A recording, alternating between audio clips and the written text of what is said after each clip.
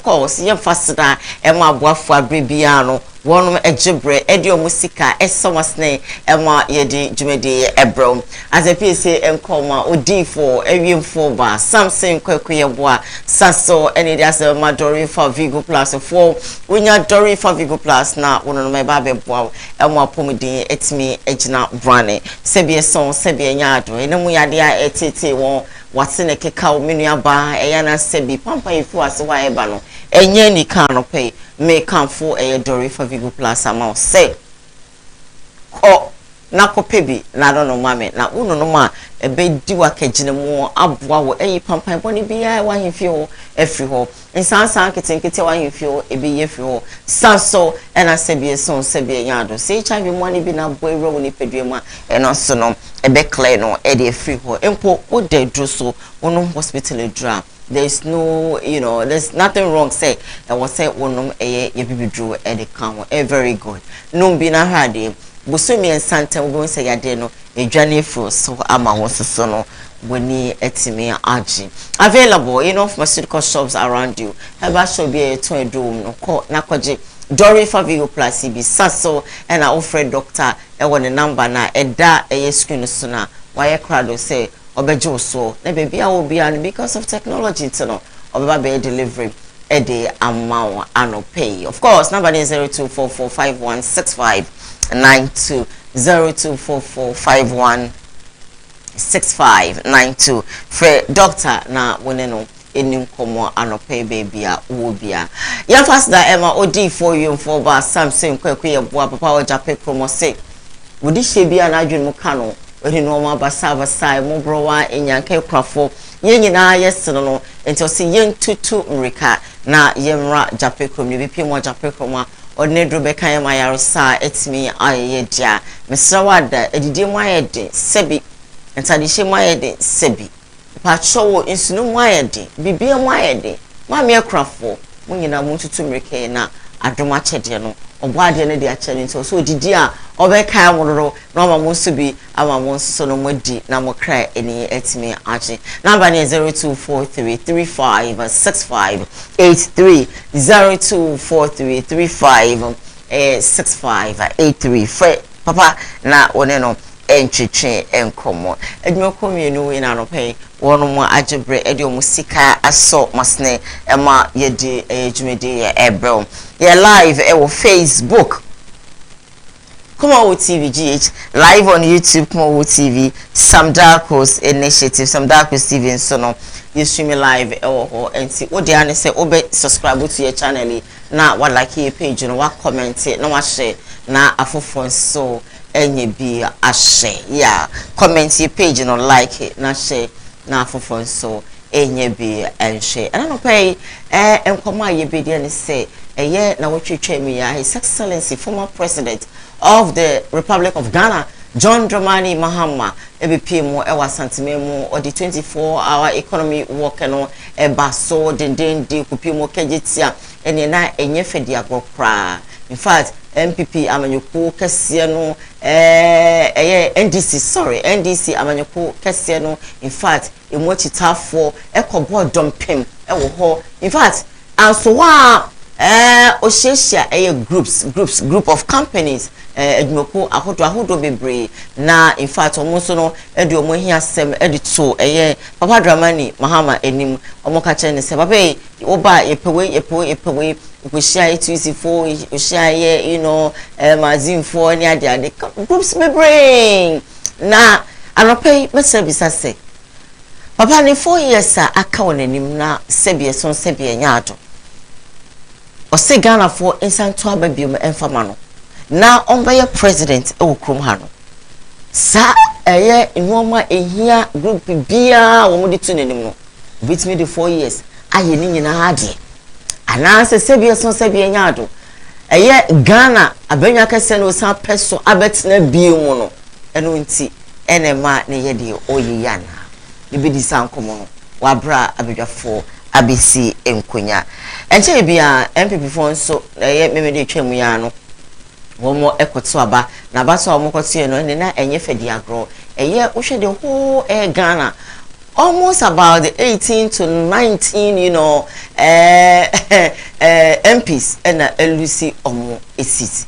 Yanto abano and some farmer will move him. Na yese bisa se yese se benyado e de na ekofa sade we nyina ebaye e benya susu aso ewo eye mrahye bedwefi afin susu no wo behwe no abato no obi din ba obi pechama ene ade untwuntwi kakra epie ye ene ade eno nso no abedwa fortna sia sankomo ni nyina ebedi na no pay ebeboa ama 2024 election e be cause 7th of December no ayo jojo aya butoyemu obi ani beje ana said ya start bobebe you know e dey same bebre ebeba ana well we talk about it wabra mabedwa for aba abetna ase brakweku America no pemicha ho te say minim say obo ade no na daroma ohoye saso ena mo amohwe wachichi ne benche mu mikro monzimafo fantifo hweye asantimemu ha de ene na yenka micha obia edemu nyina ase se enadwa da no pay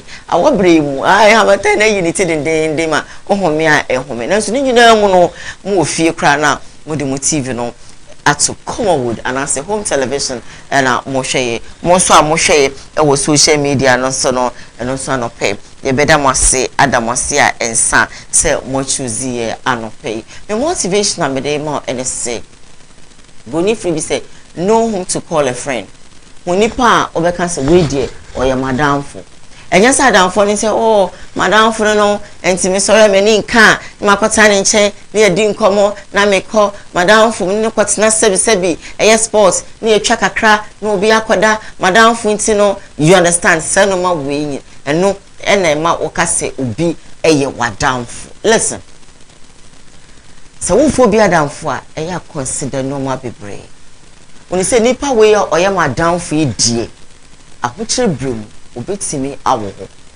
sebi obuame otumi fopa sebi me konso emosi wunya da bi bebi a okwe de ho torenko me nua da bi o ade we de da bi menye ahokyere bremu nso onuni osigi kakra ono so ho kyere na what I say enu ene wo se o consider adamfo na nya adamfo a sebi eson sebi enya ado wotana ne nkyene ni di nkomo a ochina ne da abonte enya adamfo a ochina nko oje na dia na da abonti obia ebehu obia ebeti oba ofia ofi hwa we de okoni fia seyo koni fia seyo no tina say access nkrofo a e wo sell from say wo mo eye wadamfo enya adamfo na ne se wano fafa ena madamfo no o na bi nuane no ena madamfo no adamfo so no obi onfo obi adamfo o de onya free ne ho ofo bi adamfo e wo sebi eson sebi nyado na dwuma bi a wo ye o madamfo ne sebi asamoja sebi eson sebi nyado yes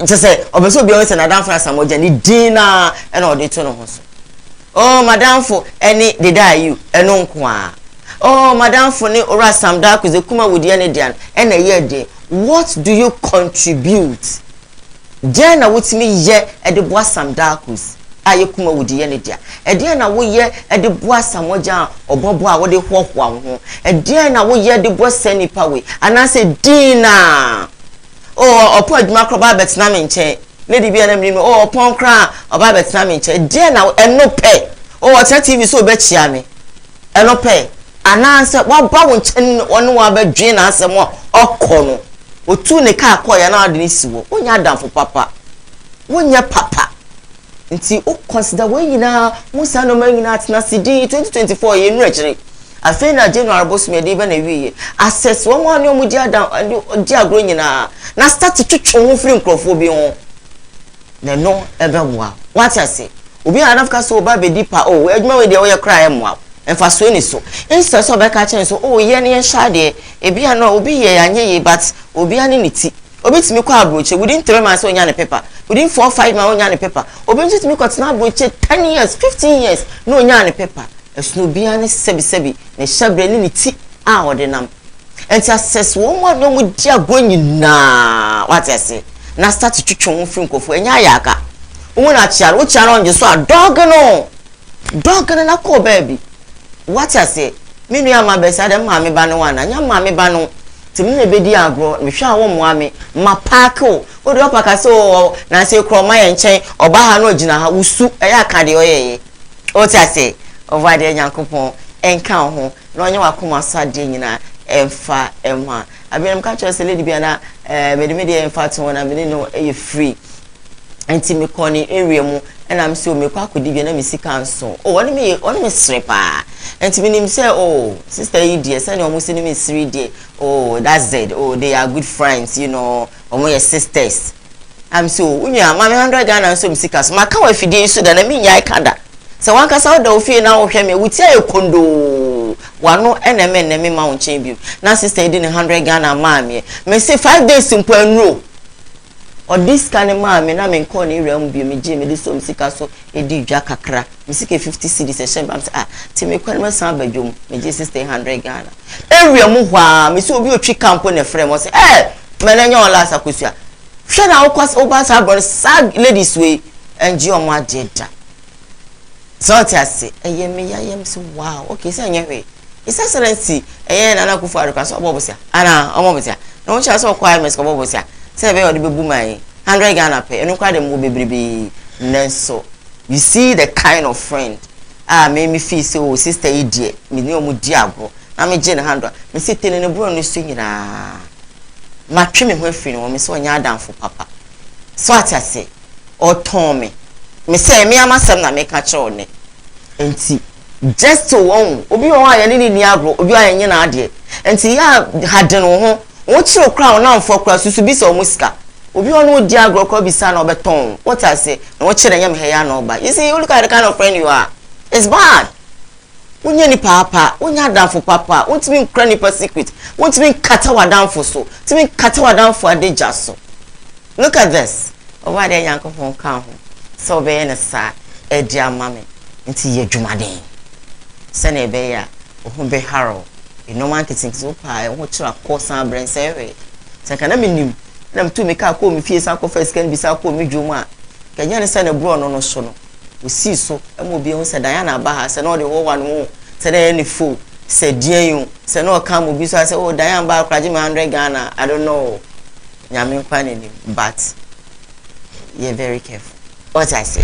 All right, so we are live on Facebook on TVGH. Maybe my home atrofo no atum e amawa no pay e die e na sebi beto aba da bia me bi so asem wo yo but ene no me feel say me starting and na dwada no pay say e die na on potem ho no how what do you think say was here ma wo potem ho en so da so tete en kan e tete ana feden dum to na sorrow area ho e bro so ana say emo so wo hwe me e won zema wo hwe me e water crade wo hwe me wo boase sikobo number 1 number 2 ke kameziema wo hwe me e wo bekwai e de na ekoso kuma sa de na ye nka ba bia wo bia wo timi nka no pa mi bisa wo se e de na how e wo ba bia wo obro no so talk to me call me let's go 25 minutes after 6 a.m.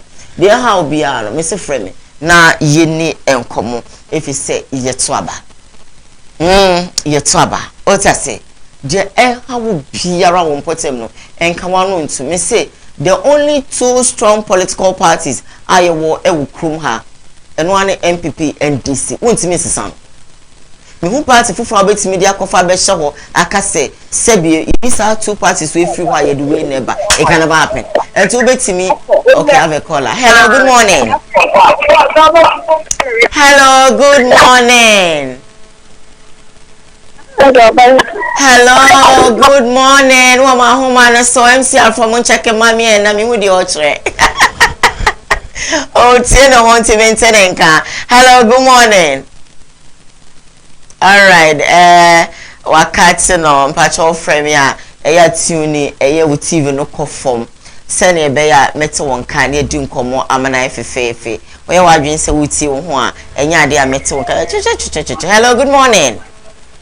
Morning, madam, what to say? Yankopa do me do for na won so. Me sure no adwuma pa we you right. Sha won so papa. Yankopa fa na taban kese na kata o se friend Aisha. Amen, Aisha. Me kese tri kumase.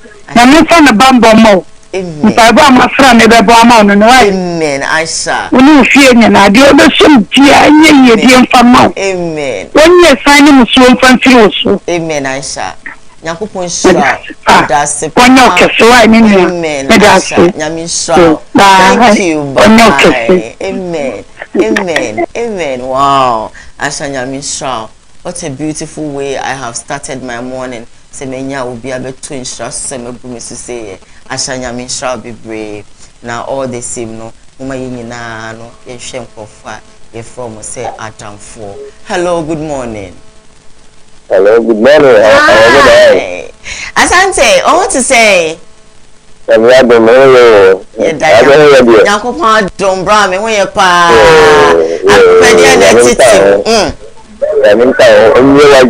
Amen.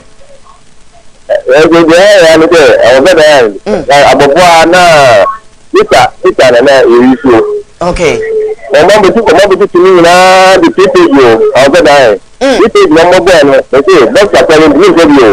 Wow.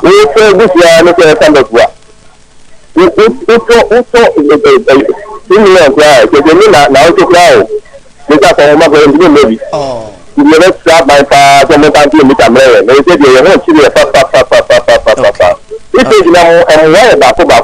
What is your answer? You need my game, sir. Medasi bebre asante. I just say prepared am for bebre e complain. E dey na ekoso anko for talk ania enche na hwem na ekọ hwem na ekọ message. Hello, good morning. Hello, good morning, Mami Diane. Prophet. Oh, Diane, so can I soon see? I'm Kojima Home Kakra. That's your Kakra. It does so as other cancer. Prophet. Prophet, I don't want to say, we are done quite quite. A quick create. You see, Omaya, the Tommy, for Kobe, you guys will become Koba, and then you come Capone, so quite possible. Okay. And so high. It's rampant for. It's free mother. And why? Now, Christian, not your book. I tell you about for but you see, can form a maybe and camera. Okay. In clinical time. You know about so you hear you might do, but you never can you be a better. Okay. It's more than. So Prophet. Hello, good morning. Okay, when Timmy Engineer, so sorry about that. And I don't pay beautiful shades like I'm always saying for we Nana Kufado. Aha, and you know, beautiful shades like I'm wearing all brands, dark, you know, frameless, the plain, Gucci, Dior, Louis Vuitton, Jasper, Ninginano, contact Diane's World. Hello, good morning.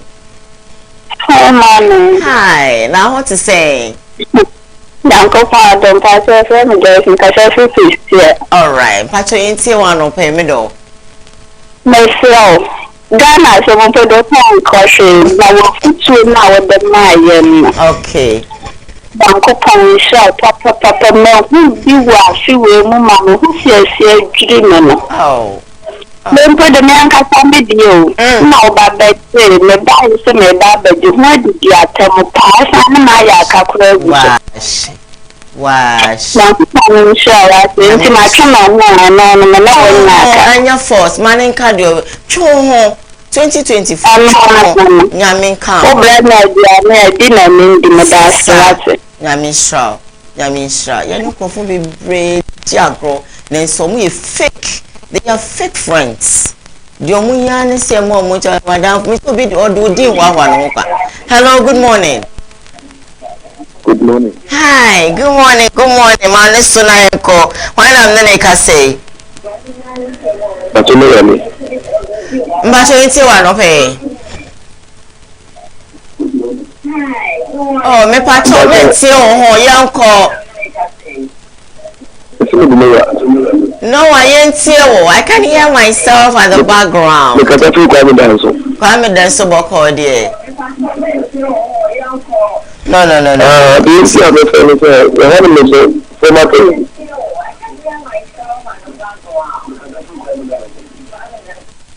Vasho MCR for winning in Fiso Tino Honti, M1 me, or frame me and patch show, eya menti wo ho ya kasa osafo sasra kusa papa mache anopa wo ho tesen opamboe papa mache ma fel umpo mo tesen mi chiawate nyame onye okese prophet na kwambo she papa good morning hey iron boy ma fi wo mi ti won ka che reverend obofo oho ye de papa mi chiawa no pe wate ego prophet ma cha no papa mi chia ma sofo no enyina no pe mo ho ye papa sibem papa fishapa oho ye de mi chia munyinara nyame onka mo ho 0202 call on the line. Hello, good morning.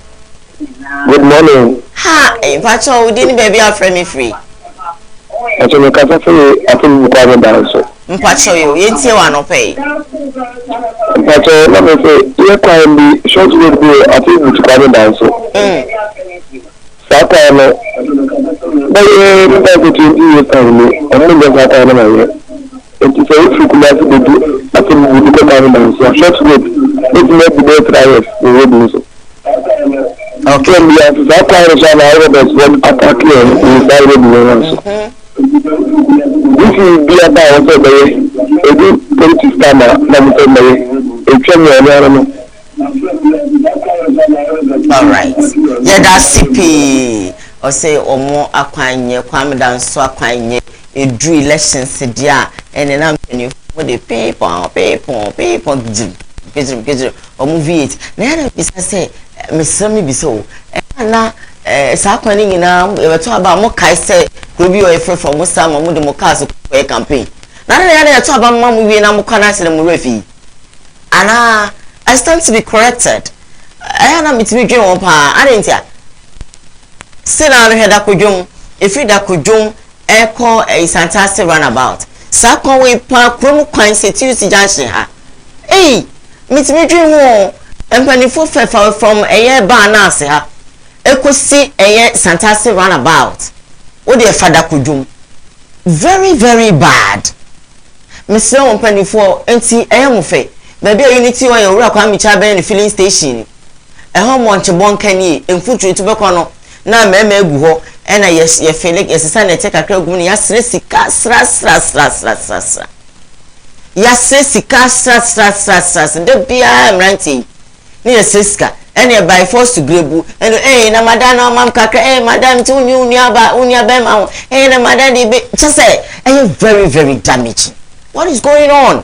Kromu kwan sempo na muntimi nyi na kurase kwan de na mbekọ de kromu ha se na muntimi nyi yo na no mekọ oboase de won se omugu so ya na mehwe weekend we mkopie mu ha na mehwe de mo ya akwadwo mesre mo se empanifo ye to aba mama me se muntimi me ma ye chop money anopa bia ade ye fi mo ha ni se me ma ye good hospitals me ma ye good roads mo be ma ye nsuo ene nkania ne de aye adwuma ene ne yehia menye ni se Ghana ban bia ba begina kwan ho no pa bia kasa no pa timamufo obi a maji 10 cedi chop money ewia maji 10 enwumre maji 10 I don't think so ade yehia omo hwano no mama ya kwan papa ye de ye ka be fa so ne sebi enkokunkumia ntum betimi dia ko adwama so yakodi ye pa that's what we need mama ya good hospitals na yare a yakose ho yade ewo ho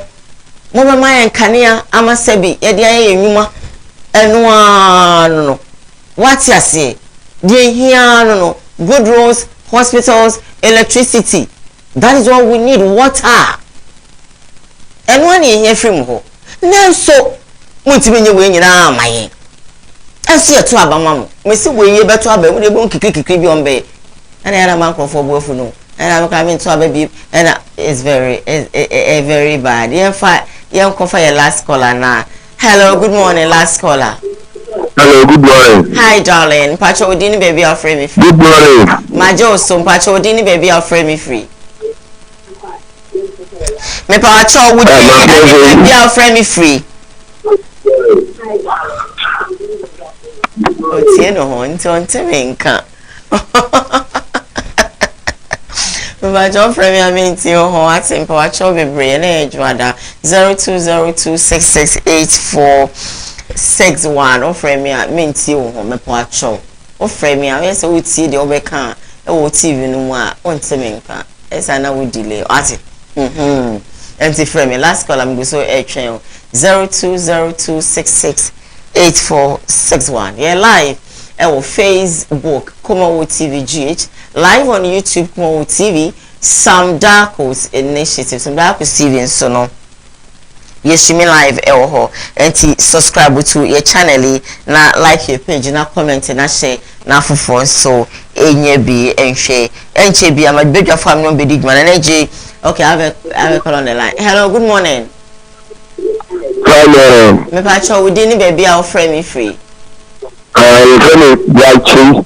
We can free Jacob. All right, Brighton pa cho inti one pay. The who sister ka se me mo. Ya na ti na me who for.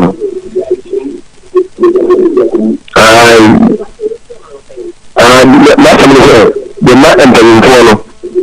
E mo kwa on ko bi ye mi an. Ye mi ko to ba no a me charge o mo diska.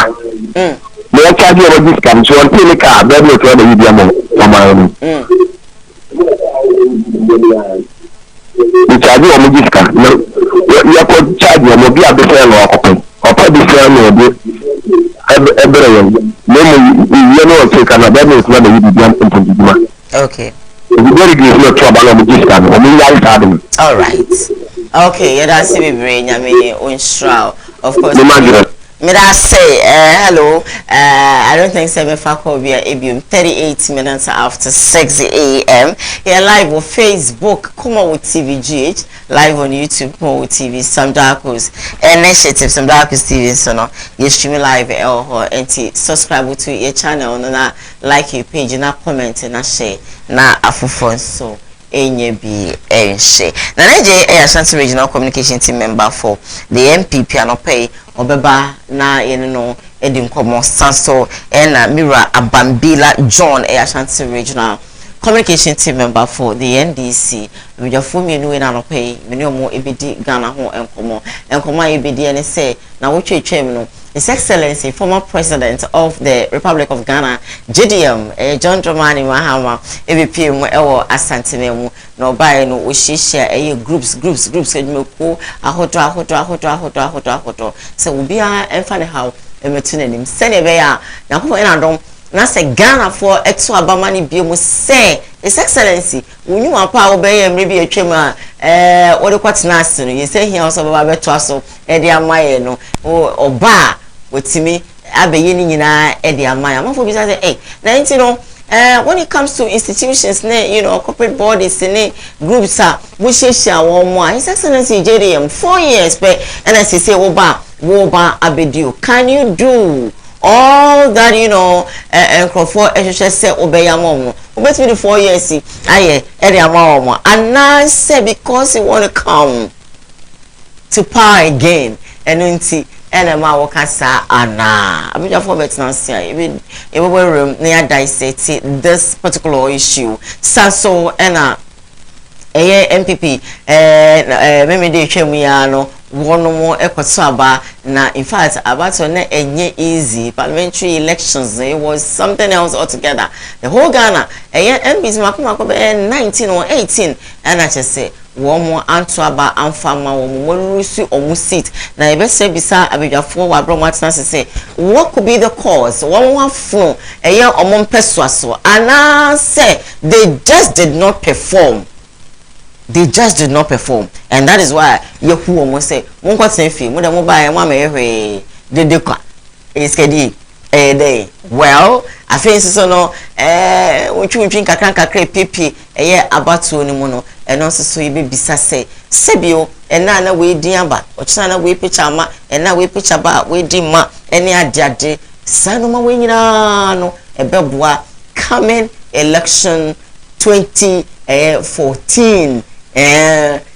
Coming election 7 January December ebeboa ama abato no aye kama de eno na ebedisa ankomo no wa bra mabedwafo abetna ase live on Facebook Koowaa TV GH live on YouTube Koowaa TV Sam Darkos initiative Sam Darkos TV so no you stream live ho intimate so say subscribe to your channel na like your page na comment na share na for so enye bi enhwe maka cho say open very very affordable and quality sunglasses open beautiful shades yes if friend share me no and I don't care for and because na shades no around like this is that friend and to open type open square open the ball life open the lens etumwa ni nyina no contact Diane's World. Of course, open smart watches, open original iPhone watch like I'm wearing. You understand? This is original. Way original.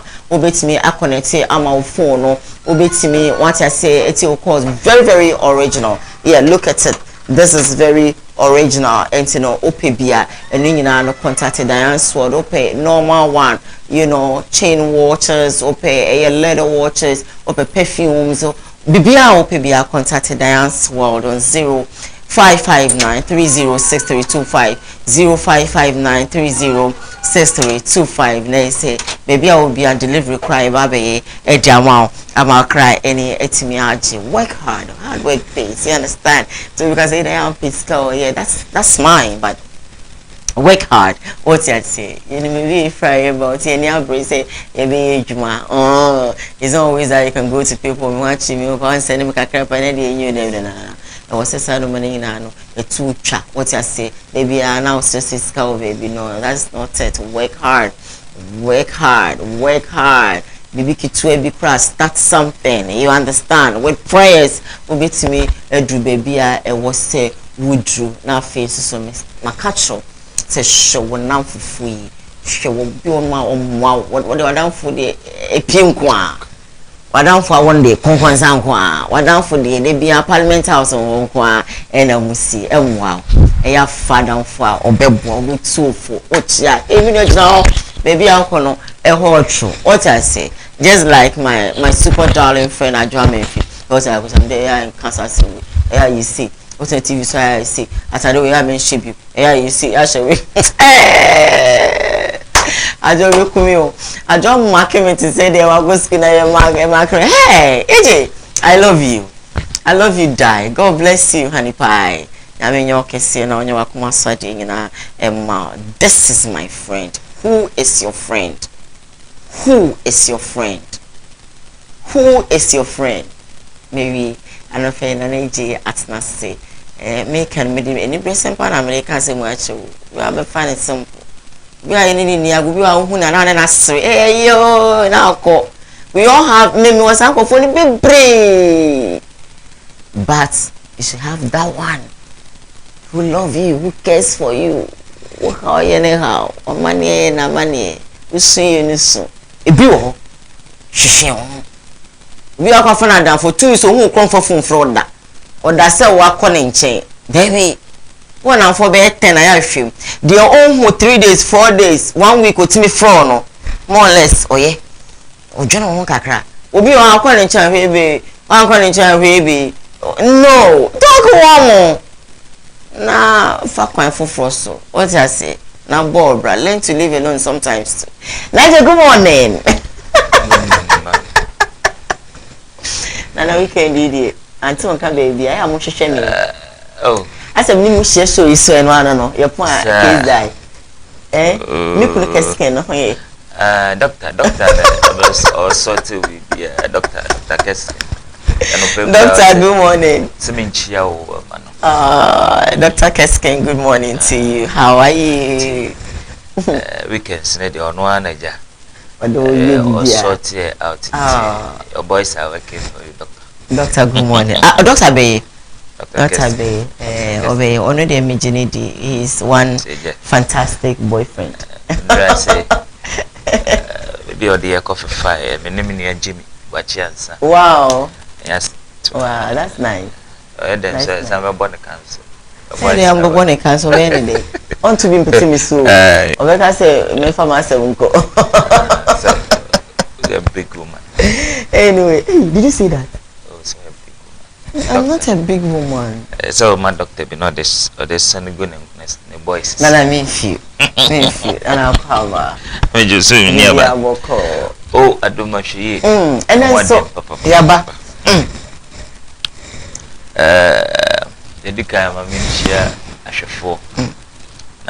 minchia me MPP ma almost majibre almost share a jimedi bibia MPP ni bia on nhyɛ nkran na menka nkyerɛ sɛ agidie ɛwɔ party ni mu waban no te so no nya agidie wɔ mu wayɛ nneɛma bebree a ɛdɔso a ɛwɔ sɛ ɛbɔ mu do agidie wɔ party no mu benufo sɛ akyɛ ne mu yɛ kyɛn kasa bɛbuo nyina MPP mintumi na neje metra nka sɛ yɛyɛ Ghana nyinaa yie ne mom deɛ yɛayɛ ɛyɛ far better than any government a waba since the republic a founded dinyagide wo party ni mo o party na ye nneoma bebre akwan na unprecedented in the history of this country. No government ban bien wa wa ya kwan chen Kufuor aban na kwan bebre so so nana nti kwan so ayenye nana de yaye no say government bi aban no tumi ye kilometers of roads ayaye e wo Ghana ha nka Ghana kwan nyina yeye because me no ka say MPP bae no from 2017 to end day me no ka say we twem over 11,000 kilometers of roads. Okay, we twem so tell say we twem okra okona nim bebre aka ho I mean so na me ka betumi do be 12,000 13,000 by the close of the year. Enti e kire say MPP abo adwuma Oba Ashanti region Hankwana over 2,000 kilometers of roads and MPP Ediaba Ashanti region. Oko Eastern, Oko Greater Accra over thousands of kilometers of roads and MPP aye. Momoko ayen crying and say ano. Munyina mahu fi ofankoba ayen sawam. Yen share akwanya kesia adodan kwa Kufuor eye wo eno akwa na me fin kan so by na nye complete o say yen complete but ogu so oye oye alright akwanya kesia oye wo hono ebi o sanhwe from aye Kumasi to aye nkran kwan na say adodan kwa Kufuor o san ye ne double lanes akwanya kesia ndize wo ze konongo say enche bia ye no bypass na dey chire hono ko video bi na ye ebe yi sa bypass no eno aye 6 lanes ka 3 nam ha Renzo yeden enapa oko sino eko ye oda eyenkru na woso no ye akwanya kese ye pese ye double lane from Kumasi to Nkran je na utisi Kumasi a ufri mus obeko saa kwa kodu Nkran wa ka bie no obehia do reduce accident yeden ewo kromase yi enti adodan kwa Kufuor nioma wa ye no eburu atwene ntiase so but ye paint picture bi say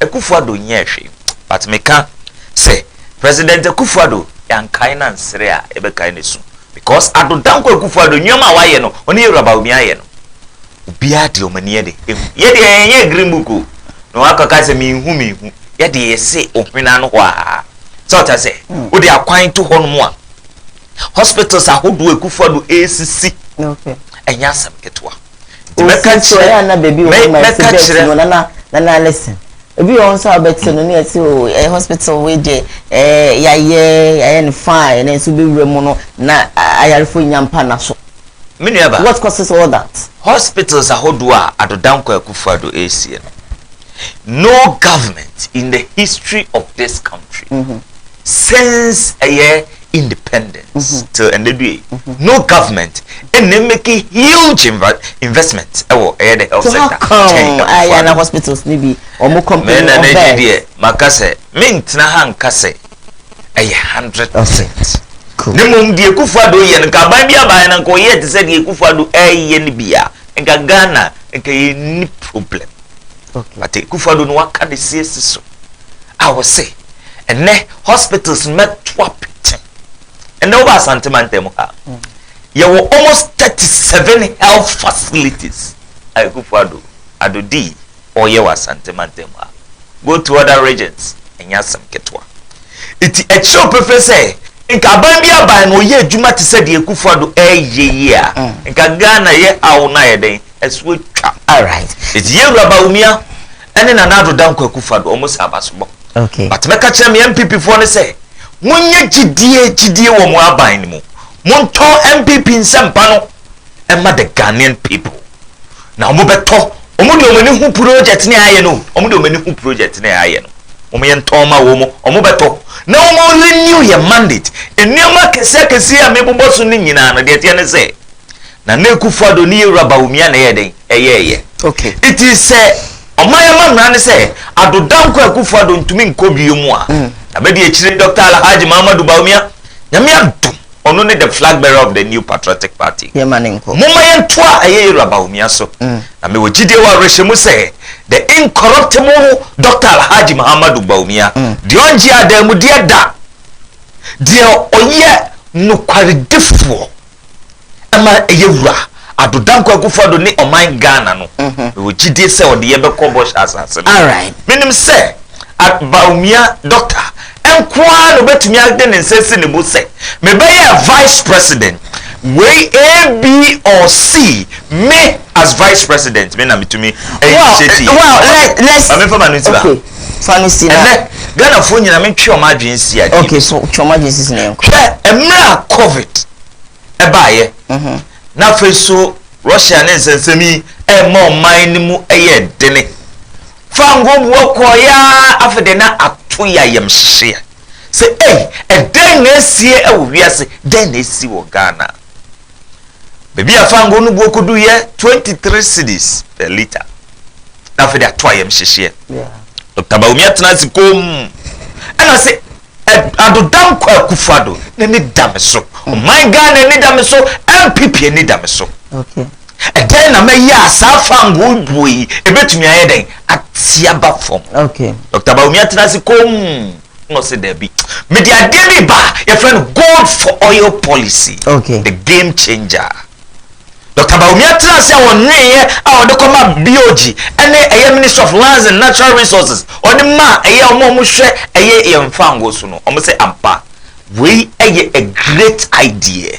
a good initiative Bawumia see yen start ya pepa from 23 cedis and as we speak ye to fango no 11 cedis and 12 cedis this is a visionary well let's look at my topic for this morning. You have rattled for a while and that's amazing.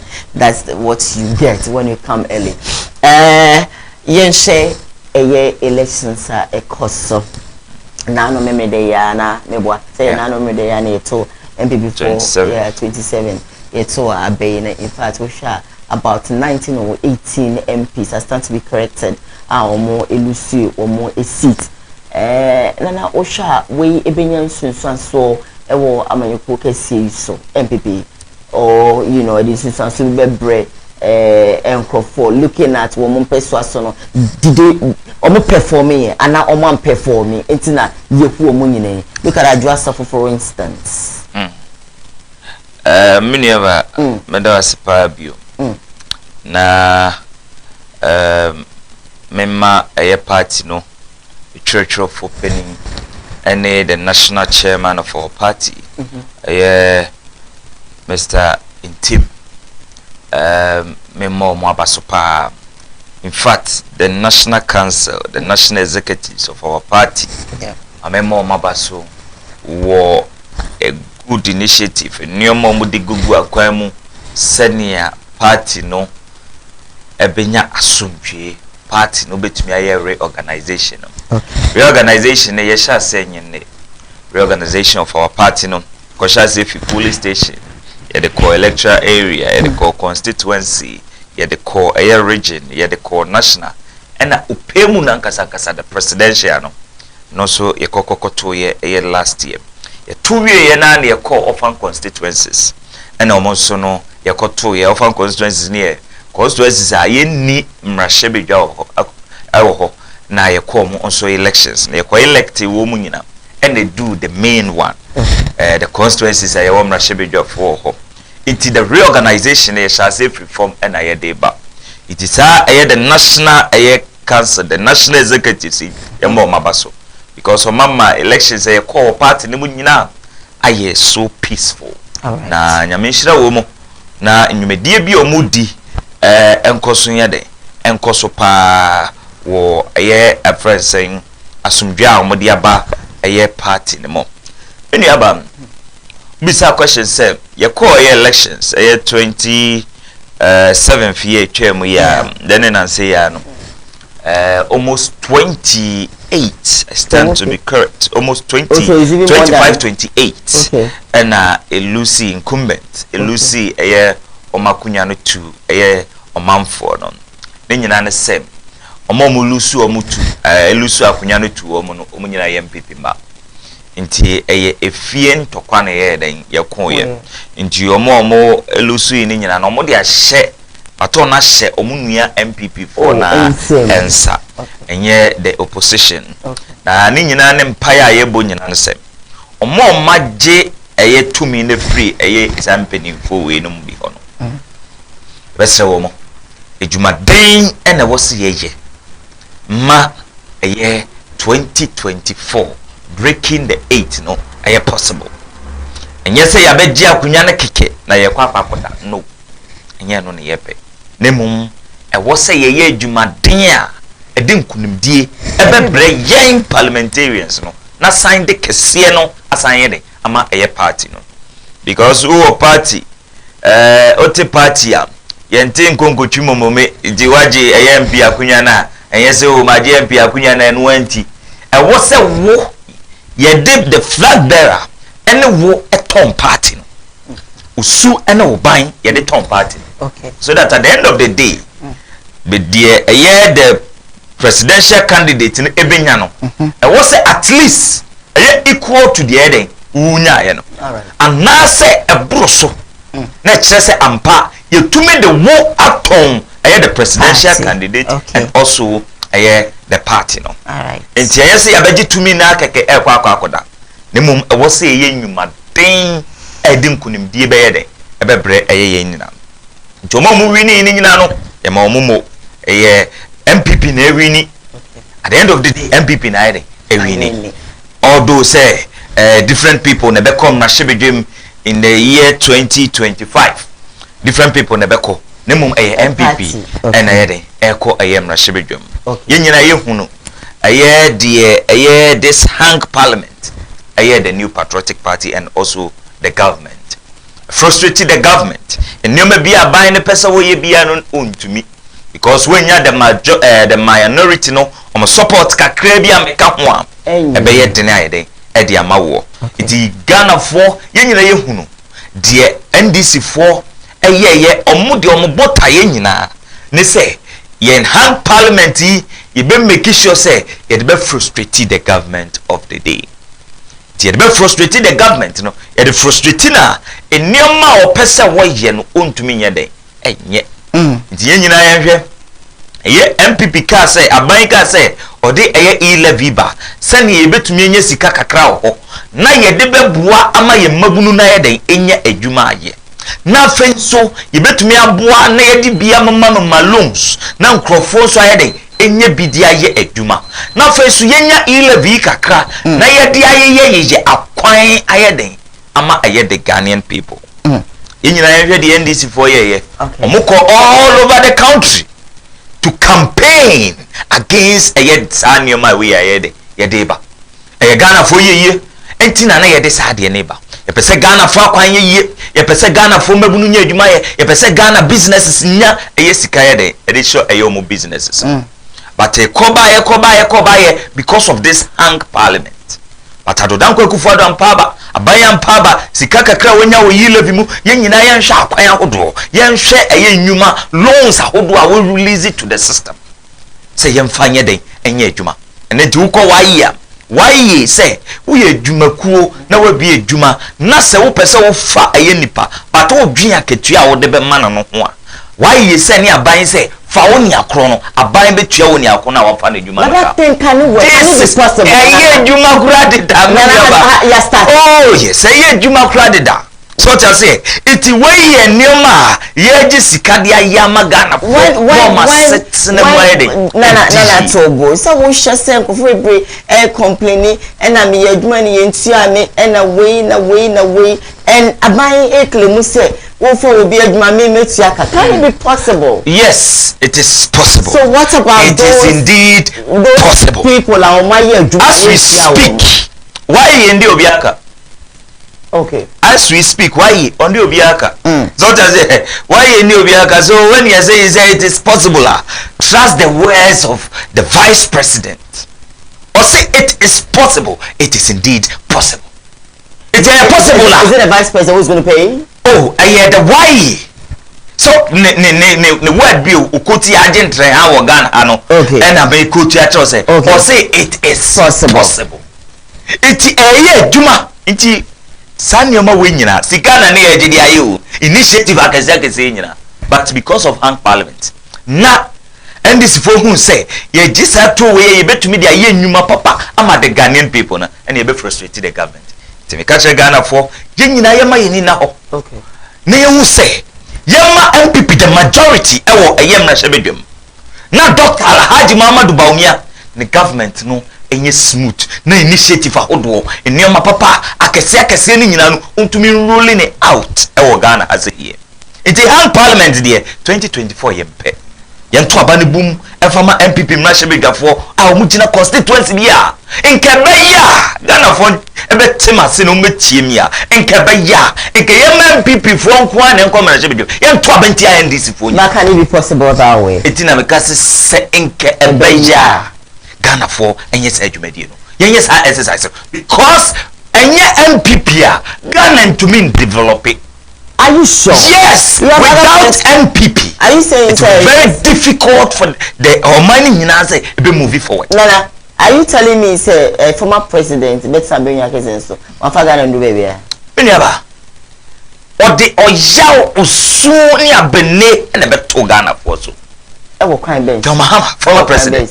Phew. And then Kanye, Ozeja Zupao. Is it what about doing so? And then Kanye, energy sector nya forget about a year economy forget about mine iti Ghana how can see ba ko pa ye gom say sum dum so yi oni bebe hwe investor benya gidi ho man mu a o hwe ne ma be 4 5 one key idea investor hwe wo man mu eye wo energy sector Okay. and also your financial sector. It was show energy sector onyama hodin engina brania on fancy can be shame na wababu boka into ubeda from the year 2014 ever 2016 nyina no emra dum so ne baaye no na banks e more individual abosia it will be very difficult for a bank so be loan e denepa Okay. because na banks ne kunu say ye de sikai masu mesia nkane ni ho obeye den be ye adwuma na wababu chia ayeyenka intina ye mo aye individual abosia na ye sumi nyina ebu aban ne so it no wonder say your mahama abobosia your mahama na in the history of this country yen that what bobosia pa. Are you sure? Yes. How about another Koowaa? Koowaa more real. Are you saying what people are saying is not true? Yes. Koowaa more bosia bia. And I'm breaking it down no bia. Because you say Free Kwame Nkrumah pencil. But payment na do ya make say President Koowaa abresu 2024. Free Kwame Nkrumah pencil be pim sisemri. Ghana kanyina aye $51 billion. Ghana kanyina aye $51 billion. Yenti muni. Yeti.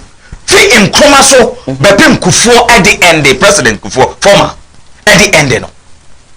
Na Ghana kanyina no aye $10 billion. $10 billion. JM Mills be fire. What they call Oko ne Kretri 2012 no. July no. Na Ghana kanyina aye $4 billion. JM Mills Oko ne Kretri as of July 2012 no. Na Ghana kanyina no what the $4 billion na yede abeka ho. Tuka aye Kufuor ne Kwame Nkrumah all the government above from independence na aye $14 billion. Former President John Dramani Mahama ever far $14 billion no. Or the $25 billion and the car. Are you sure? Yes. Minister of Finance, Bank of Ghana, even World Bank. Maybe when you information you're making.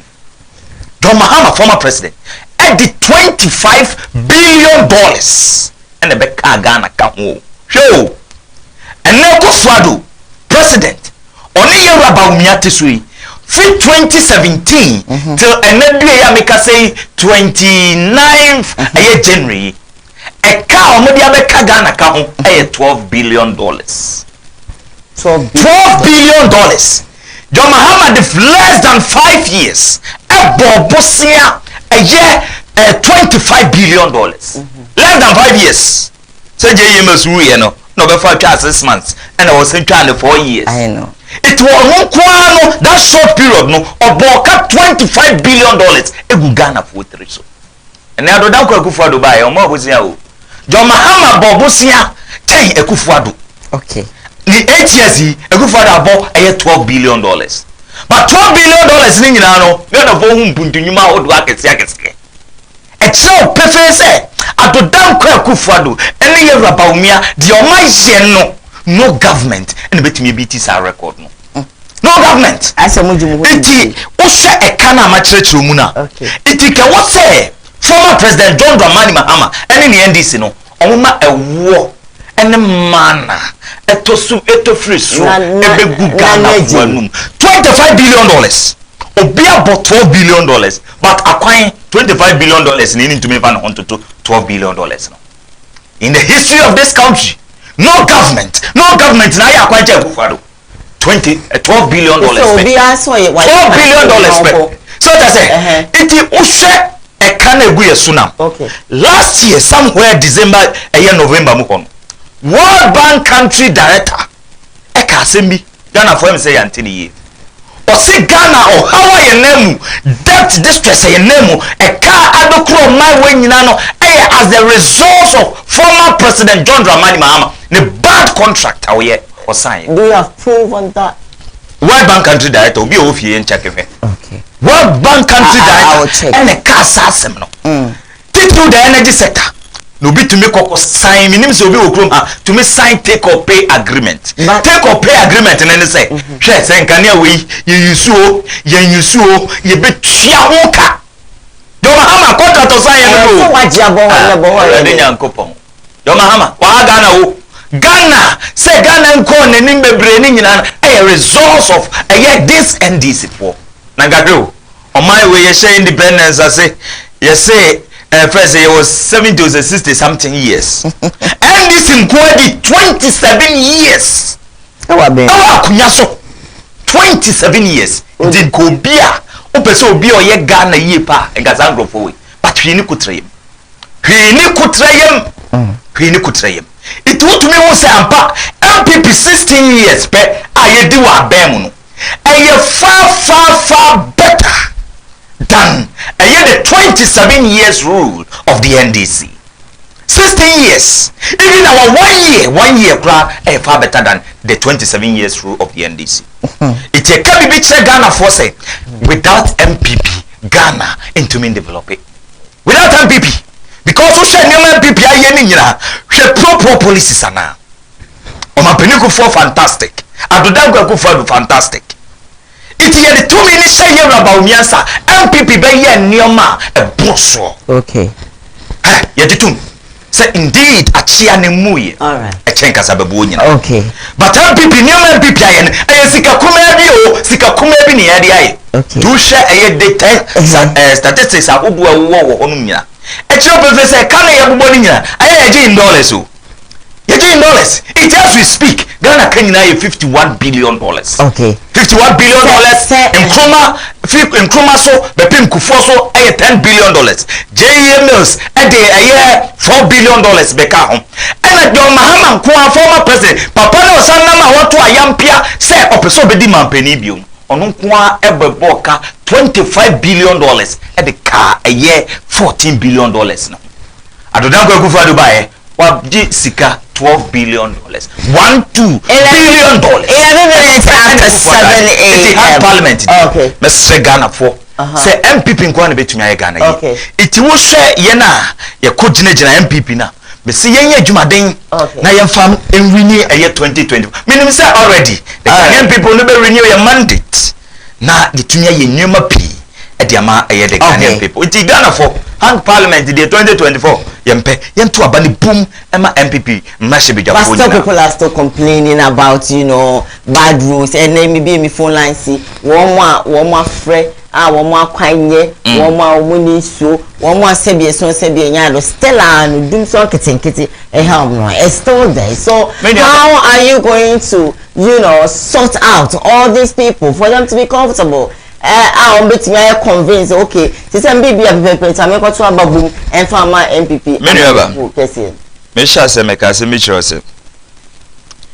Mena neje mentna and MPP ni bi no better say okay. Yeah, I understand. Because obede over 27 years. Okay. And I say oh my. Onya de papa bia agana ko betumi aka say I dey we end this for na yeti. Omo no omo ho akọ. Men tran ka say bia okay. All right. Ne mum de meka na say. Ghana for yenya MPP ho abotre.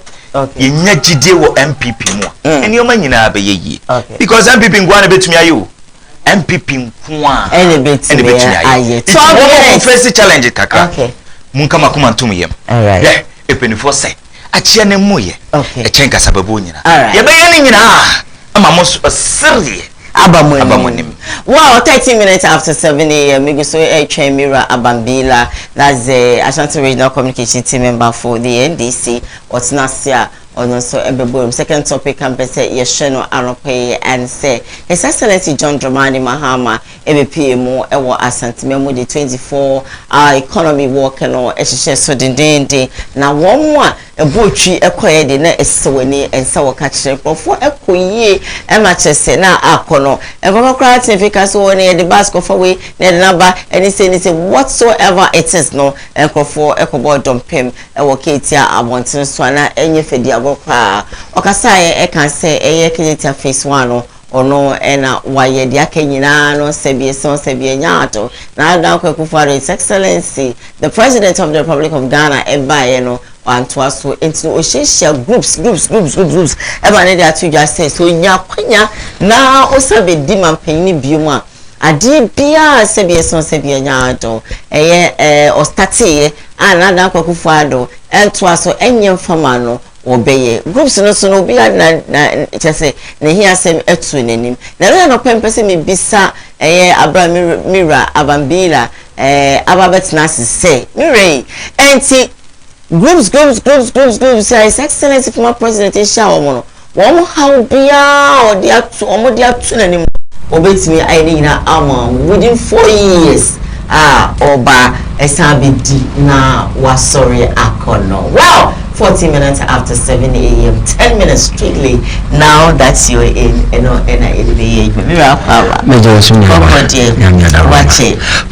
traffic ni na machaka kanti mesreti for munyabero mohe so mfanche mese machemisi na midemi juma minya ya do sere de ama mincheti fu nyina na mincha the leadership of NDC na Ashanti region led by chairman and Akwasi. I'm the former deputy Ashanti regional minister, Honorable Dr. Ndi Osei Okra. Okay. And you will be a medenchaka say Edemano. Now, Master Yame who did the man with Juma Sunko, body of Ghana and NDC, especially the youth. She say, I would go a queen or they go and baboon. In fact, never many son for so when it comes to leadership work.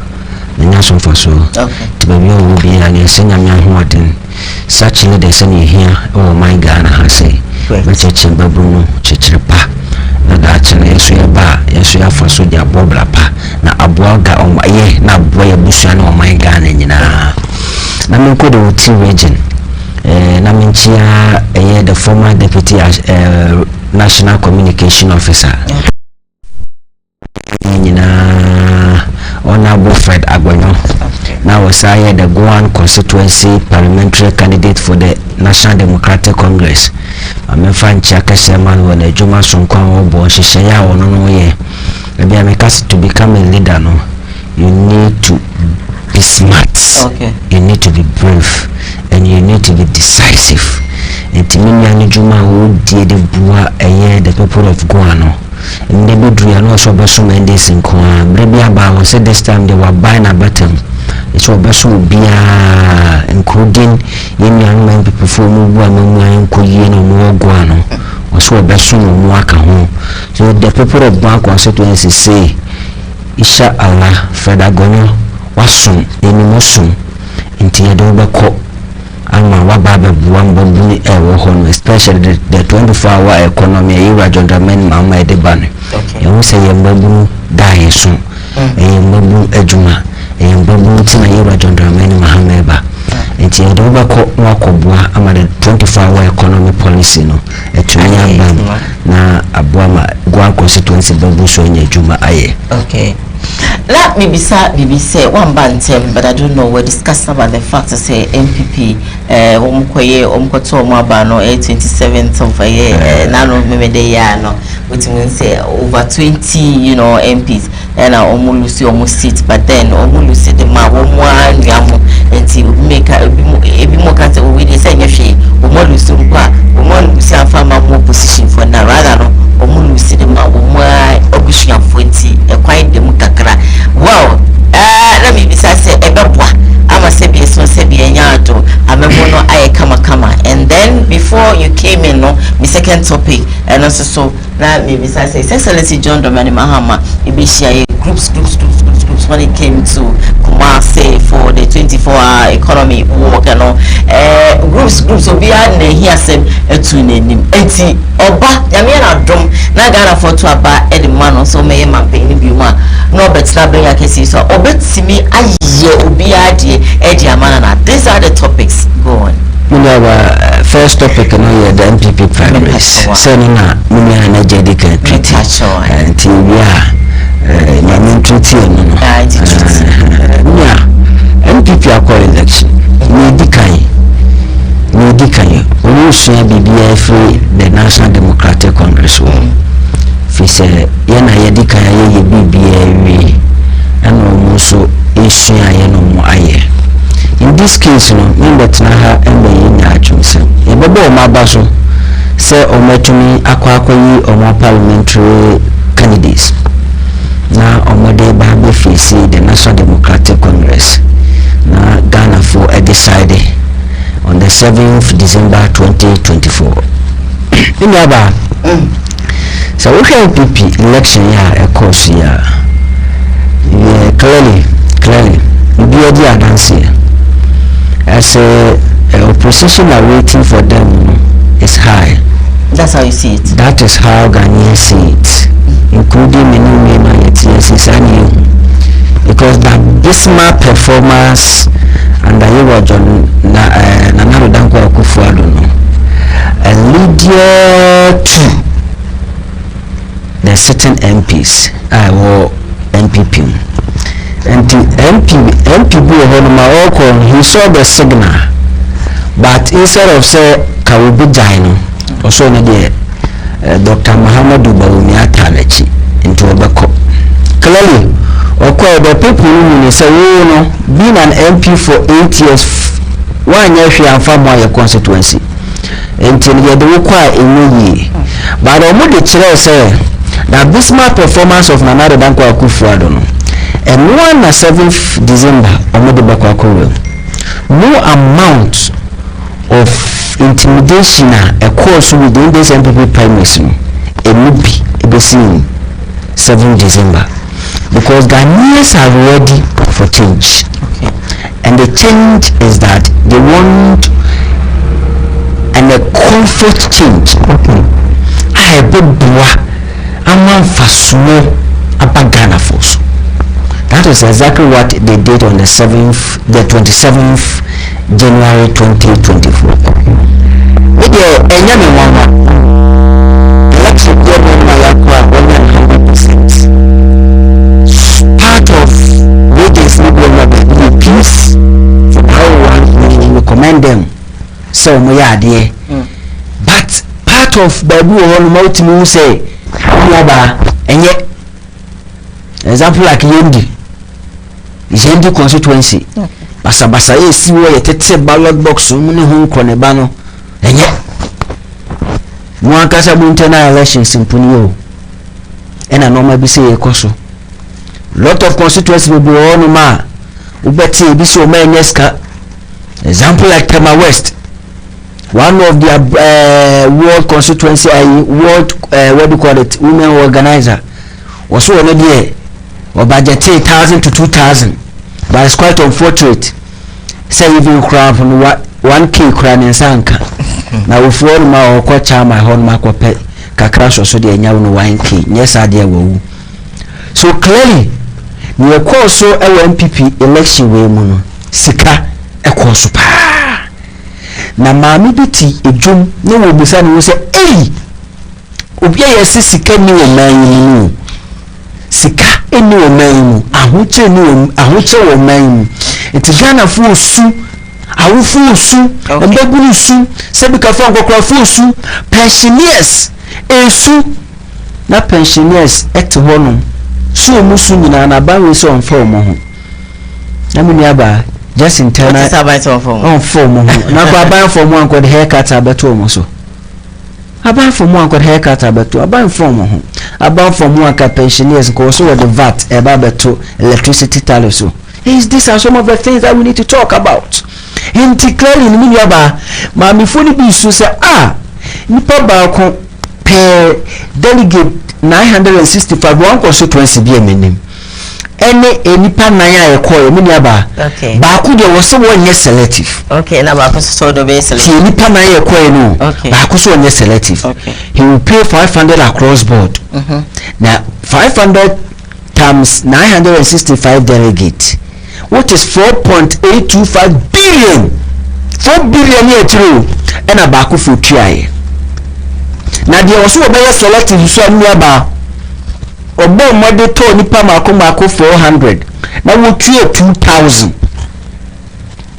o tue 2000 plus enoma kaka ho babu on ma ye che fridge babu okwa pa ye se kona koto ababra oba no oba beje mattress babu o so ye se koto ababra o koto abawu but what is say no krenso o kure I mean all the year no more the diagro when they go they will come back to some of us and tell us what went on. That they took mattresses. Oh, Miyaba, me say I have my bath of the catering. Okay. Say one carry the bus kwana kwatobra na beje mattress. Okay, and who mattress to akwaje. Oh, na say one na delegate. Delegate ya wono na beka ase mache no obi control. Ono no koye ni contest or election okotoye. Aspirants no mo full. Okay. Ono no check is carry no film. 10,500 Ghana cedis. As far as you 3,000 plus 2,000. Oh, okay. Plus 2,000 plus 500. Okay. Plus fridge or senior account. Hey. Yes. Fridge now. You see, I'm not telling you. Are you sure? If you want, I can mention the constituency for you. What constituency? That's Anchuma Webeja South. Okay. The candidate who won. Okay. Or chef fridge in the mattress, you know. Miss or not chef fridge. That honey for fridge. And now how many chair mattress? Mattress no see other place for. We never yes you know. You condemn me. Oh my God. Okay. And yet say politics na e baby edrum. You buy me money cutting. Okay. You hear money crazy emwa. Okay. Because e basa na say because for yes you enchire nkura no nkura pa no mo fa so. Na that will mean no man day. But this time you know MPP chere omumbo brum na na jemu at the money. They are teaching them say politics is now about money. So na na jemu mimi ana ko nye MPP na ko boko. Ba mimi ya boto mimi. Oh yeah sure. She said ya nye anyway. To try ya so boko opposition. Okay. Wa kope bibia ye na bibia be. Enti clearly you know babunu ayeti echira ye among yourself. We should condemn this because a balance aba some of us are that that bright future say na kwanya bi ebe kon say botomunya people will rather take money and vote against you. Okay. But and yes, I will not competent you. But only choose money over your competency. Okay. The basana emwa. Because me election da. Me election. Meaning say election day. Me ya mad say pay me policies. Any my ideas I me dey call grounds no. if I'm being voted to power, Minyaba, okay, and the people believe in me, but because of a new Mabikito Bintino, na asesa noma. Eti asema yebeka nyina ne say election na air cost Ghana, both MPP and NDC, we should rather condemn the act of money crisis na ababishim. Now you making sure say we will always vote for Obia. One, he has the socialization, or you're competent, Obia or to me or you're influential in the sense that mutu abama no come na shebe bioma obetuma I lobby for the government ama bibia ide aba but then say obi di sika towa wato wani monamu eti ukoka wo asema say wonim say enye MPP for nkwa so na ya na yete say almost to the chenoma but in this country called Ghana in politics no yet say NDC for almost chenoma. That is why me condemn say so it's not only NPP and NDC but the fact is NPP there no too much sir sikano but NDC dey too me just imagine say nipa baako okay delegate over 700 okay why you selective of delegate when you 400 now ultra per delegate 3,000 per 400 no ultra 3,000 what do you mean you have calculator you can type it in iskapudu so let me tell you so the rate at which I hear sadian exercise here come rashe bedroom home ma trimupo any agbonia ye dey ko ho me say ye ko pesika say misika na action no make up let's start so we should condemn that and we make sure say the government decency biya dey it is condemned. Now let's look at His Excellency John Dramani Mahama. Obi more sentimemo share groups obiade na he say accident. Can he do it when he come to power in case Ghanaians vote for him? His Excellency, not in case. Mr. Not in case. I will use in case because you're into Obama. Oh, Papa, or no, your man penny, or your man penny. And I make us say on here, you're into Obama, and they son of make your man penny. I'm a penny to be open pool 2024. Or your man penny. Mamma, 7 January. Now, I say, I will tell you, Cosway. So what's our castles? Now you're 2 months. Okay, I want to say, so you're 2 months. So kasa ahoche ekwoso ipa na sa wo ye waje so betena fi na wo nkoto abapa advance sem emma omampani John Dramani Mahama an experienced leader emma embebu oman Ghana magana mbaburu nyafo ahotode a na muni anasa bikafo wo ye ba mofu unpo man kan now let's see can he do it he be dear dance say His Excellency John Dramani Mahama the second coming is doable. The second coming of John Dramani Mahama is doable. It's doable. Ghana for dear dance. The fact is that John Dramani Mahama is an experienced leader, and Babia Obeko Bia in this region, Bia Nasa in this country, Bia. You both John Dramani Mahama, His Excellency. You both know Jumaya Day. That makes John Dramani Mahama exceptional. Exceptional. Okay. From other candidates. Okay. Say Jack Tonin no fast no. Different will be a day. Now, what a simple question. And the simple question demands a simple answer. Give me a simple answer. John Dramani Mahama, what the kaka? I'm a minimum yati as I say. Ghana na ye was a siano. Okay. Oh, you here. It's about measurable policies. Policy bet me a measure a way to me implement it. All right. It's not policy obeka betena konyaso na won to me yet.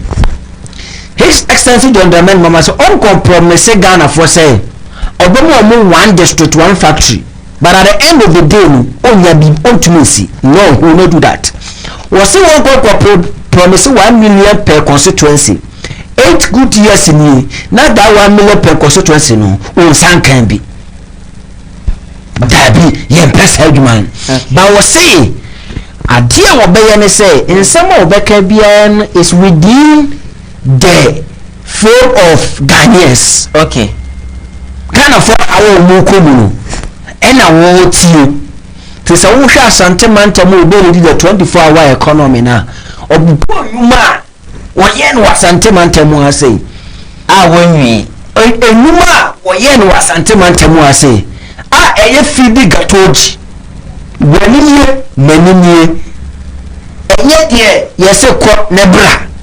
Na ye be yama enye de ye say ye be ye waye en oboboye en asanteman Ghana man enti ho adanse enti ye ba dondomon mama se no kan ni nyina le tofa ne say okay nyame ye na doma na nyame ye na dom so no na Ghana for beto abama no on the 7th December 2027 24 imuno mutu abama on the 7th January yes one in as president and now so when you be back now when you asatana afuna yeso ne sa kwakyere ne say aha na wo secretary betna aha na wo wayi betna aha na wo bi betna okay wo si asante mantam wo say about project bi e wa say bia okay obe complete all right and obe complete so ama enuma ye dai aba because me farmer no si ni aba project bu all over na industrial projects we share for me na the whole project na so oba complete na aboa man be blind dey any adwuma. This is the part of the 24-hour economy agenda. Ye dey revival economy na ama America for Ghana for na ni e ba na ye bia ni fi Ghana dia kwa brochi no almost what me atena ha any adwuma dey nti se ma ye wa don the man mama be kan no obeye o how bia o tie no bia no eye how a e koso me ba me ho a mekasa wotre o my Ghana so mekasa wotre o my Ghana na me de mekasa wotre o my Ghana o fucha wonim no eti a wotre ni nyina no a wotie firi ayiwe trade for we trade you for we different for ni nyina ya ba ko pe thank you so much am Ghana and Ashanti Communication team member for the NDC Nana o His Excellency JDM Adio Castle okosheshe groups ina no o sha oba obetimi ani na de omodi atutu na ni ama o akobi papa bi senior man babo asanyum no papa ni dina me hu na me social media so say susu jawanu mo yene wa neteha susu jawanu mo na yene wa ne yokogari yene wa nedie amemwe yene wa nebuo susu jawanu former president John Dramani no one said wasumani nuya ne ba ana no wa fa sese o metna radio so any TV so nintro 24-hour economy no grow mo gabra no won ti ase you see also former president John Dramani Mahama said oba complete abandoned project bia your mama on say makade bia say oye darga kuntumponi first class oje true first class your mama former president etrobe na we dey ana wa yi ka bibio ka so be ye no mini e betina hai o ka kire yen say your Mahama say oba for me na ye jato eye urem no oba complete o ze de bia maka kire ndisi for no say mono ye de mutu autopilot na ne mia mo na mo kokeka bibia enye na eje because for Mina Hospital completely you can play back hospital from Mina industrial hub Mamo hospital abambila no tie ko show Facebook Mamo hospital mani abandon project for Mina obodi no for Mina yuma de da betimi ayi video ya kire wo me ayami ni haje me buachi ansa ya fra imgrofobi Ashanti Army Ashanti Army no bi obeko Facebook bia no obekunu all the social media handles obekunu Ashanti Army initiated by the general secretary of our party led by Dr. Kesken Poku enemy ni Jimmy enemy akasame ya to Ashanti region more than 5 times to see physical projects MPP aban aye and for that matter the beto yen so aye yaye enti project ne dia wo ho former president mama one typical example omo pani kufuo osi affordable housing e wa sokore manfo ha so wo pese eji udia ana se yin kontompo e na wo ka kire Ghana fo a maybe so affordable housing omo pani kufuo si ye no a wan wie no wo ba ye oto aso njo ma ma ne ne ndisi fo ye bisamo affordable housing wa asokore manfo ha ya not to be complete o ye kontompo ni o to me nye obwa what is about you see ebio buankra e wa ha ye yes I say mo beni kufa penso mo etana so mfie wotwe mo se enyim ni mo tumi to abanka so asante bisamo so wala interchange aye so wala unu ma ko cheke do mama to akufa to aso o ma beni kufa na shase okay mo ye mi se NDC for ba o mo tumi complete ye akwa yo to mi ni dance ni o to aso na wa so mi NDC ni mi ni dance ni o ma tell so 8 good years o tumi complete so full interchange eteki ado dan kwa ekufu ado and wo complete yes ade and na me o kasi o te bo kwa ejina me yini dance ni no and na o ba wonnam kwa papa so a o sanyina na ni agi nyina wo bo momume o se me ba ni nyina no ekufu ado adaroma and wa ye ebu akwa kano so kwa ni nyina ma akaso fula interchange no nei wonnam ebu akwa wonnam kano so a wo traffic ekufu ado adaroma me go ka me boa otia yini das now me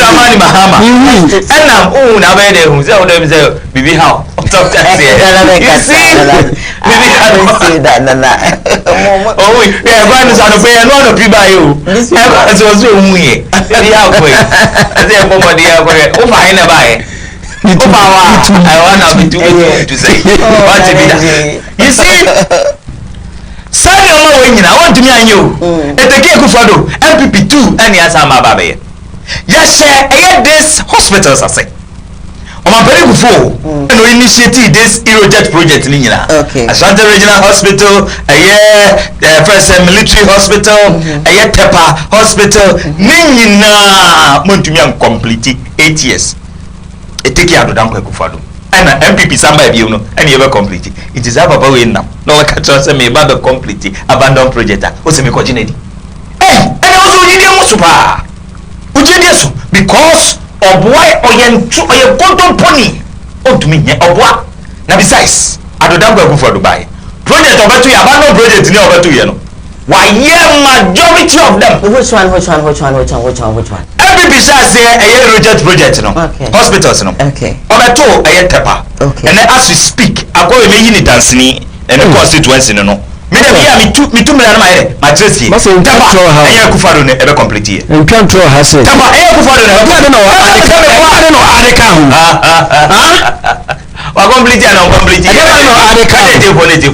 wa complete and complete here obeto wa ukrum kufado complete so ta say for me na oba wa complete na even no kumawu ya wie ena ma meka se mi che Ghana fo no bi ante kumawu fo ne for me na fo muntie hospitals na wo mukrom na ye fra project bi NMS hospital project show former president John Dramani Mahama ne NDC ne say almost 7 district hospitals among the Ghanaian people dodo waka ho garage mpanika ho secondly for me na abako ena kumawu sunya abako omo koje $175 million for 7 district hospitals. Yo, 7 million FSA, 7 district hospital. Na je tell say 2016 economy ya MPP ba 2017. Na sika ya de hospital project we nyina no na mkrofo we disika. Okay. Ba ko se me pe do wa ne de no na tumi complete ye. Hwade o kumawu waja kan rem. For me na waja kan rem ye ko hwe sika na some profile from NDC foi afa sika ya ko gise edibesi hospital no o mayi sika nu bi e de ko ye research after say John Mahama every we need 20 16 elections. Can you imagine ya je sika se edibesi hospital na profile ya ko yi sika ne say ye de ko ye research after say John Mahama be win ya etina fomina ene kumawu hospital project na gown room and then Shanka Kufuado president on the Rabahunia the 2025 president say oma complete this hospital nyina oma ko pesika e de sama be som biom do ma ni NDC boni omo be di Ghana for no anka wa ko di sika te me bezi district hospital ma Ghana for na we di sika no wa pesika na di akoya research say do Mahama be win elections can you imagine we yes e ko to aba ma do Mahama bi a puta yam to aba ma do Mahama bi it must say Ghana for do Mahama say mo kan nyina na e ko do brother sam aka sembi na ya metepa say na do Mahama wo tietie nkrofo awi obetumi aye anaso ye man konya do Mahama na no yi a wode be ma wo nyina ne say onu oyiganfunu onso sekan Ghana for nyina ma ye remfi say na do Mahama ka tell say ye yare arefie no Ghana for ma ye remfi okay do Mahama yi na teacher say go strike nurse say go strike doctor say go strike TUC for nyina da munim do Mahama full simbi no say mo manye demonstration ma ko strike akwa na me do Mahama me say enye de me ye devil is so sekan papa na se mo kan no ai Ghana frontier say do Mahama say mo kan nyina no boa de tie say former president John Dramani Mahama or one term one term 4 years yes 4 years former president John Dramani or what tie ni do Mahama na anu tom or say on to me for one term and fix the Ghanaian economy do Mahama na anu matemu or see me to me for one term and fix the Ghanaian economy na or one term no bisa am say dem pa na obeye ene otia am say amokofa de bi ba am say 24-hour economy o bi so mo nchase ai ye ba ngrofo be ye ejuma eye anadwo nyina na ya ma wo mo nkane anaba mame fa manusi mama nkane anaba fom yo Mahama ne ne NDC no mo bowa enso se mo takromfo because emna to rankem yesi no mudum nkane ma mo say Ghana fo nyuma even 8-hour economy 8-hour economy I run shift no and no crowd want to me a my nkane na 24 hours and I will be to me yo Mahama ya bra won intro no because who former president John Dramani Mahama why was say ye go pay abato anase ye go pay to me or say do the unthinkable say e tro and I will bet me ta yo Mahama say ta and tie no na wa shase no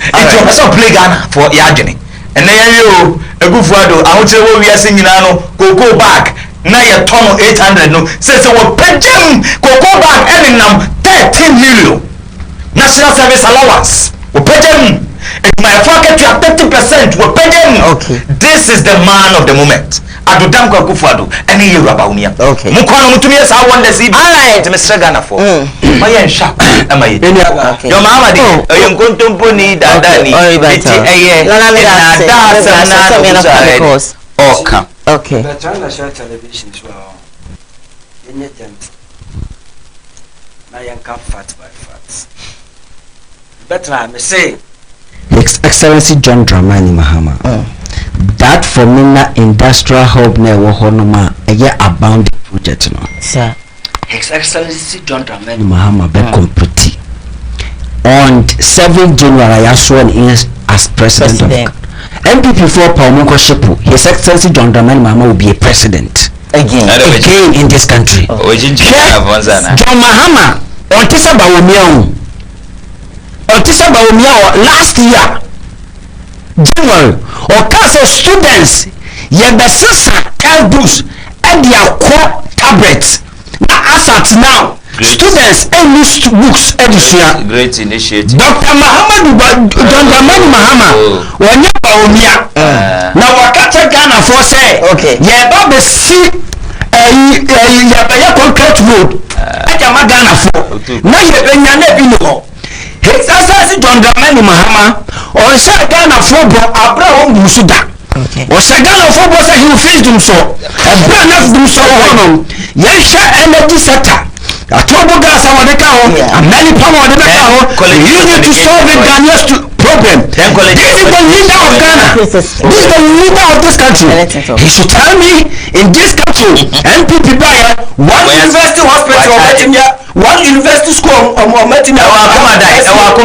this is John Dramani Mahama, and Ghanaians know him. And now school for you now calling for John Mahama, and before calling for Mahama.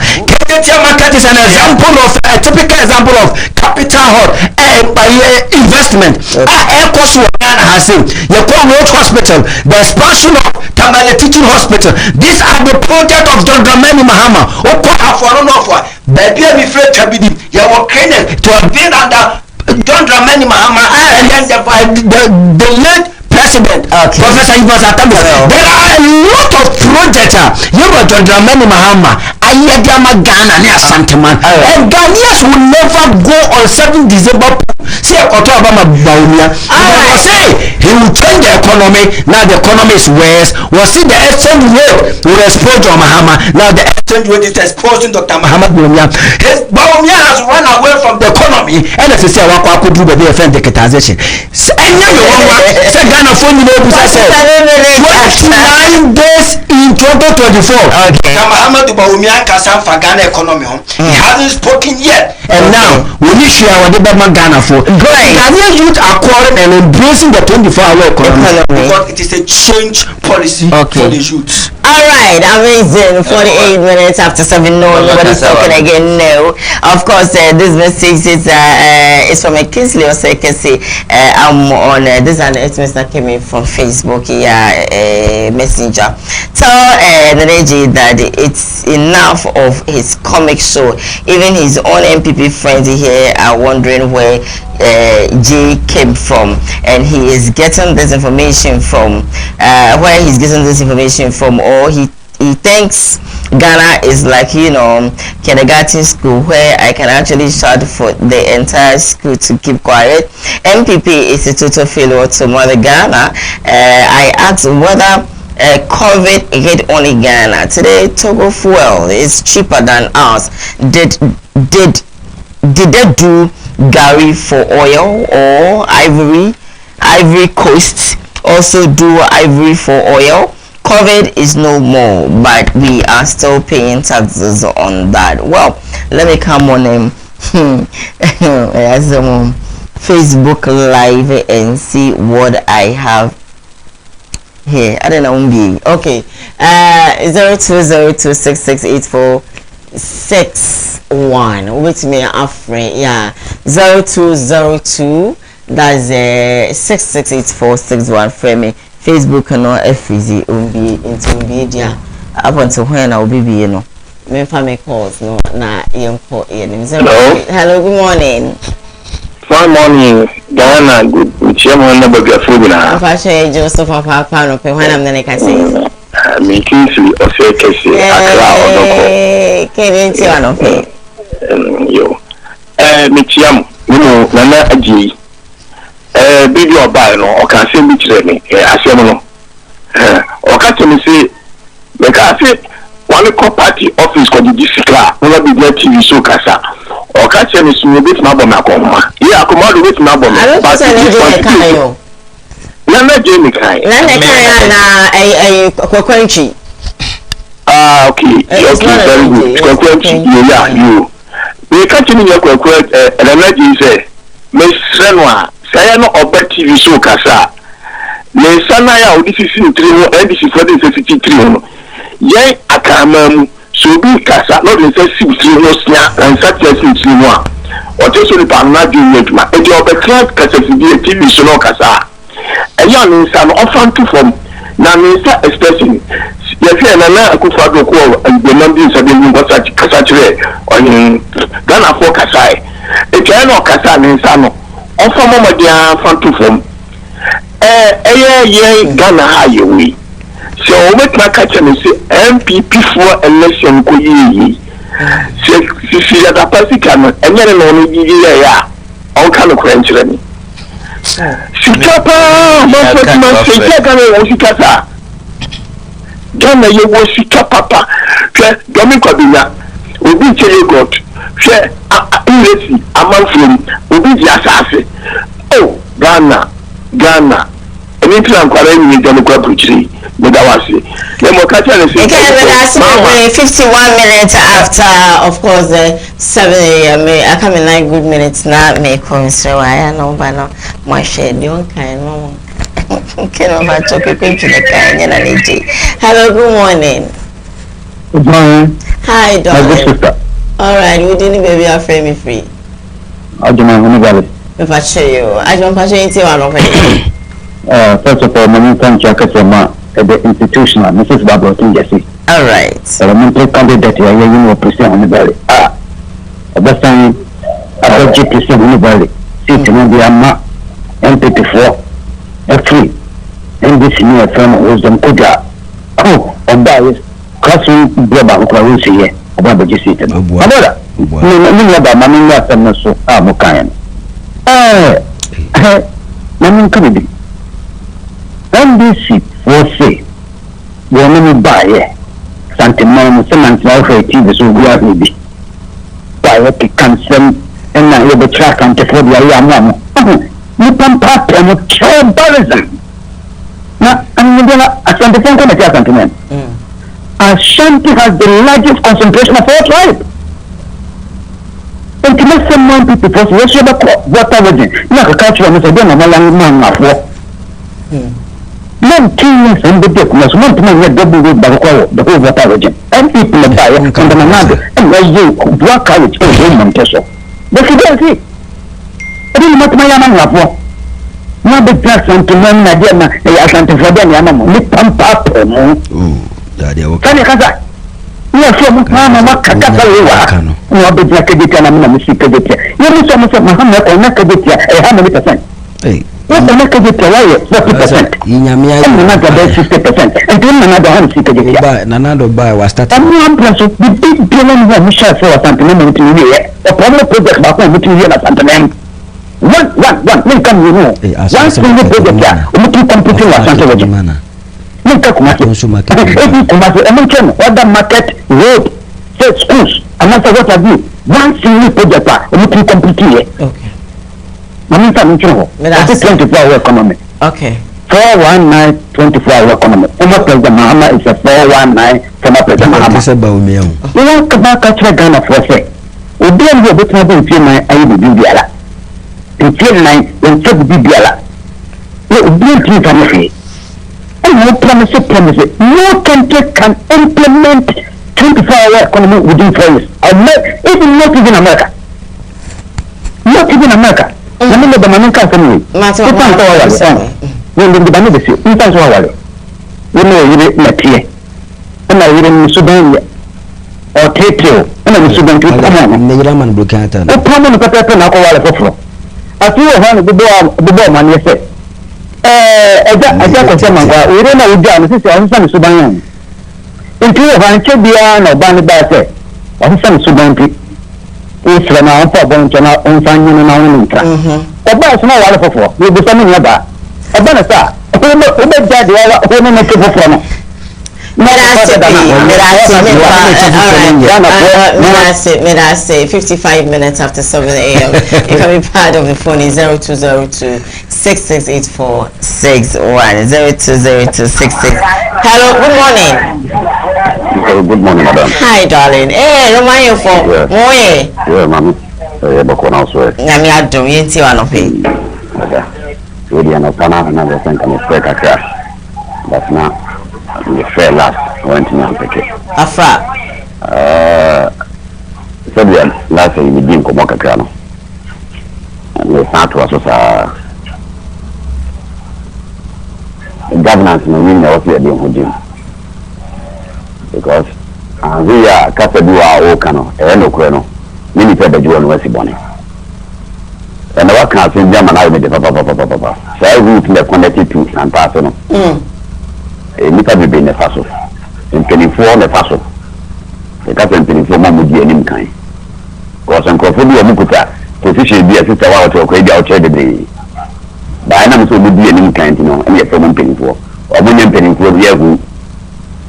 Women papa no one no e bone women scan kutamo ade na individual we who a do that is and the case na na dia fa government maybe like 2 years every day abro sign so building any name of government project I want to be pass I year on yet you be the cafe need to be 4 years every project akoso go that come come the 5 years no eh omo come ko trace record I don't know what do not do you be few number of months yes maybe because you will be ya mama principal before we dey pia mani sisi kuna so adibi wo ho na sanya ona be kan yin na ha ne pie we nti asante dey kwa ha ne pie okay ne srew kan otunfo credit e pen say Koowaa market we dia so onya we dey governance we dey for gym wo kwa afra wo benyeska ni ametua be kwa afra benyeska omo da ru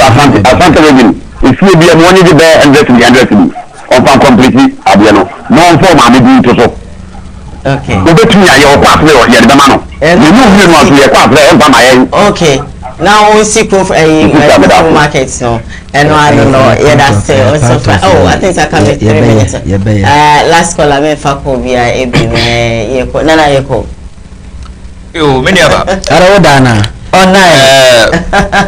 many aba man of phrases here no man information say February ye ba bisim ya no Koowaa market through the initiative of KM apan no okay contractor no be co site okay na wakwa continents every Koowaa market okay has it started confirm oh February by February next month no contractor be site oba be hwe no maye adwuma okay ti obi anka na kuma ntoni yam sa Koowaa market yam apani for na chase Jaya na obi catch the former president John Dramani Mahama say me ba be continue about project na me be ho ametiase so tiase enti me de mesre Ghana for obi anka na kuma ntoni o ka ti use asem o ze ti use wono da ko jom ho no o ze contractor na ba for the gravels e chefom eni na me fa ho e ho na me fa say e ho na me ko to me fa mo hippie abubakar secretary no so ye enti obi anka na kuma ntoni akache me MPP for no say mumu yenye jidie wo ye ho ahu yenye jidie wa aban mu aban na ye nyuma pi na wonka onye nyuma bebre ye mo aban hu nyuma wa ye ne mo hu de no nye nyuma pi bebre ye e fa me da se na we should be na me da oh happy birthday na me be ne ko friend efia ko ye St Michael's oba and na oda mame enwish no happy birthday Mr. Nyamishra informal ye da say happy birthday enko se o ware na uja wo yere se ni subanje na ko ware oba foforo na oba na so oba no be ka to se obi fira adwuma ba oba na se amanu afufu asi ho oba kwa ko he dining table so ne yensu ne si wo no na wo yere foforo ba oba ye ne dai wo yere dada no ba ye ne so beje no because when you that no wakaso wo fufu na onko na fufu no si wono it is simple the truth is that bawumia na nado ashe Ghana for bo emezi Ghana for hope amene yensa asifom Ghana for nsa asifom awehuo e na ato Ghana for say Ghana for say ye kropa say ye wo yi o ye yare o just say yes kasemunye all right what no dey suppose you Ghana say Ghana yes kasemunye because of bad management of the economy abawunya spearhead it dey can say Koowaa mo market ni you John Dramani Mahama buy no in fact watimusu but give the man another chance the chance of hope the chance of development Koowaa market now as NDC communicator Ashanti rating catch him say nyame ya Koowaa na shazi Koowaa na shazi kansa market no Koowaa na shazi Koowaa na shazi Koowaa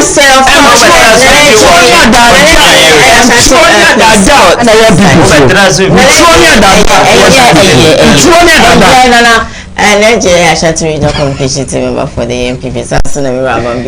Ashanti Regional Communication Team member for the NDs. Of course, it's been nice, having them around. Young politicians, so amazing. Many share na many aji pass. Then come out for every for but Samsung Koowaa was so and I do for Google platform so no even do more. So mom free if you want Facebook Live and I'm ask of course production crew for this morning, executive producer for the show, Sam Darkos, Jake, the adorable, or you may produce search for that, Sasso, and famous, even and in your face so and I bought me chidom MCR director for the show Kobe within the Diane about 1 p.m. Esham Kumasi 104.1 the Kumasi Council so have a good day. Bye.